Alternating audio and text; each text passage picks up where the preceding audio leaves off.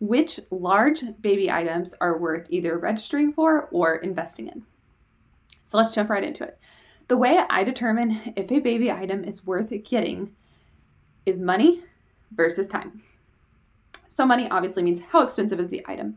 Time can be broken up two different ways. So time can be duration, meaning like the lifetime. So this, for example, would be a crib can be used from day 1 until say 3 years old. Time can also be frequency.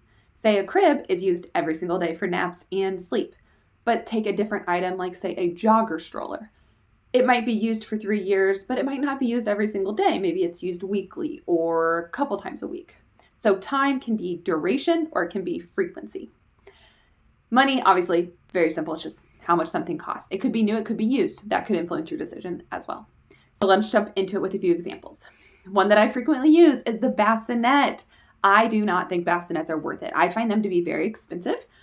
Of course, there's different models out there, but say a bassinet is even $300. And say you only use it for like 3 to 4, maybe 5 months. Your baby starts rolling over. That's a lot of money, in a sense, per month for that item. Versus, say, a crib. Say you spent $500 on a crib.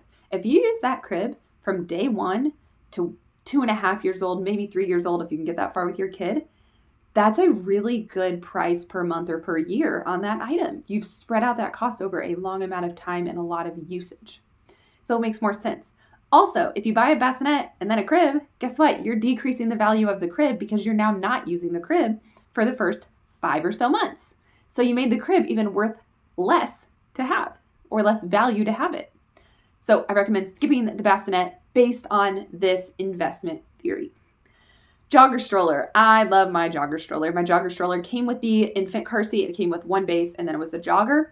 So a pro to this, because my jogger came with an infant car seat, you could clip it in.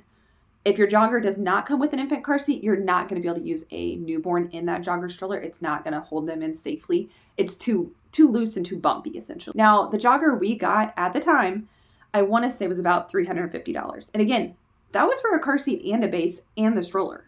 I felt like that was a really good deal. So money and time made it feel very worth it to me. Now, let's take another newborn item, more specifically a bouncer seat. You know, the one where they lay in it and kind of can bounce a little bit. We did not buy one. We actually borrowed one from grandma for a couple months and then returned it for other grandchildren to use, which was very nice. It meant we didn't have to buy it, store it, nothing like that. So a bouncer seat in general, not a terrible price, but not a huge amount of time depending on your baby. If your baby is born very, very small, they're going to last longer in it. But if they're a bit more chunky, they might be getting a little heavy for it. And also it depends on their development, how quickly they're rolling, on how long you can use the bouncer. So bouncer's kind of a debatable item. I'm not a big fan of putting baby in a bunch of seats and things, so I tried to be very, very minimal about what we brought into our house. A play mat that you put on the ground. It's kind of like an activity mat. These are typically pretty affordable, and they can use them for a pretty long time. So I would say they're okay. Now, something like a car seat.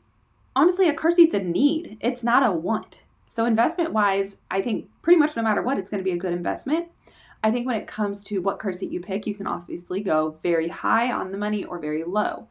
Obviously, safety is going to play a factor in that. However, I will say, if you buy the safest car seat on the market, but you do not install it correctly, it's not going to do its job like it should. So make sure it's installed correctly, of course. No amount of money makes something safe if you use it improperly.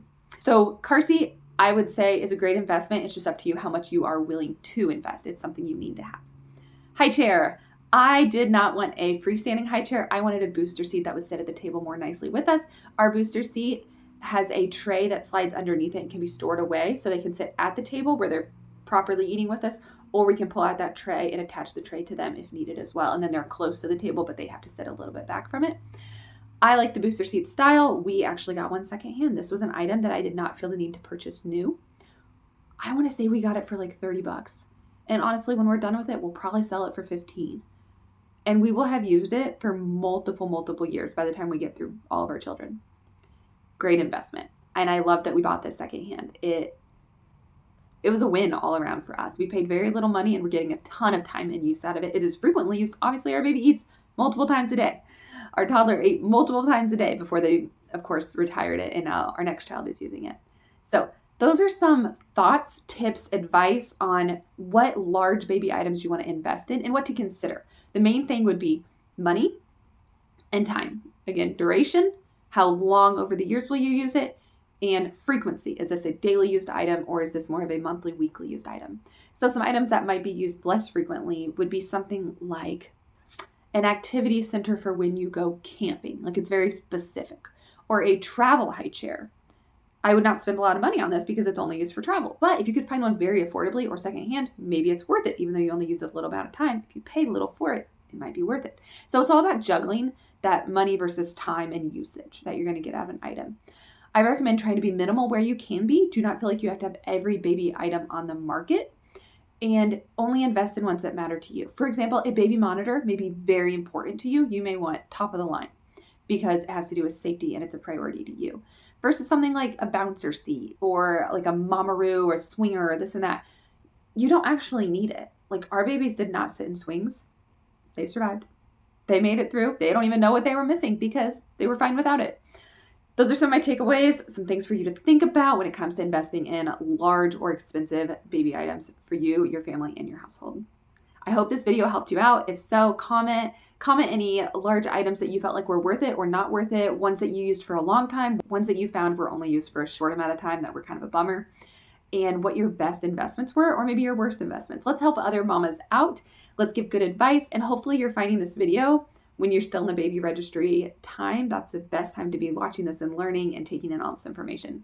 So comment, like, subscribe, do all the things, and I hope my next video can help you out as much as this one hopefully has. So thanks. See you next time.